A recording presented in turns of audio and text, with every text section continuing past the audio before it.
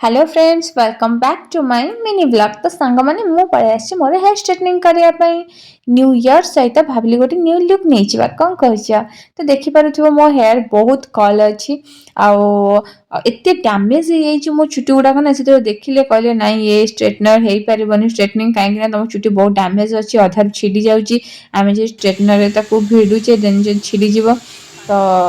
Problem भी बहुत अच्छी मु कहली नाई मो हेयर स्ट्रेटनिंग करंतु मु पूरा पॉजिटिव थिली कि नाई सब ठीक हे जिवो मो चुटी जो टाइप रे डैमेज थिला कि मु भाबुथि नाई स्ट्रेटनिंग कर साला परे मु भाबुची किछिटा रिजल्ट मिलेबो।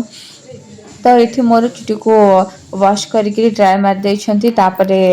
स्ट्रेटनिंग क्रीम लगे कि 2 घंटा मते छाड़ देले कहले तमे बस तापरे तमरो चुटी फोन थर वॉश करके स्ट्रेटनिंग हबो तापरे मो ऊपर पड़े जाई छि वर्षा कहीं मो चुटी जेहेतु स्टार्टिंग फास्ट टाइम पे करछि तो मु आग पड़े जाइथिली तापरे वर्षा तो आगु करिथिला तो वर्षा पछरे गला एठी देखंतु मोर पूरा हेयर स्ट्रेटनिंग हेई जाई छि और लुक टा माने पूरा अलगा लागुछि यार। आज पर्यंत कल हेयर रे थिली बट माने हेयर पूरा स्ट्रेटनिंग हेई जाई छि भूतनी परिका लागुछि मो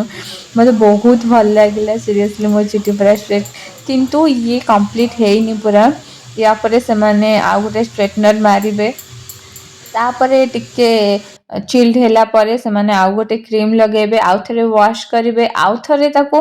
माने पुनी सेम प्रोसेस स्टार्ट हबो पुनी ताको ड्राई करिवे तापरे स्ट्रेटनर मारिवे तापरे जेकरी छाडिबे बहुत प्रोसेस अछि। तो ए पर्यंत तो मो चुटी काफी माने स्ट्रेट हे जाई छि तो मोर न्यू लुक पई मते बहुत भल लागुछि किंतु ठीक अजीब लागुथला यार एते वर्ष पर्यंत मो कर्ल हेयर रे थिली एबे गोटे न्यू लुक तो बहुत भल भी लागुथला बहुत अजीब भी लागुथला आपन कमेंट रे जणेबे मु केमति लागुछि मो न्यू लुक रे। तो आज ब्लॉग रे रहिली tata bye bye see you जय जगन्नाथ।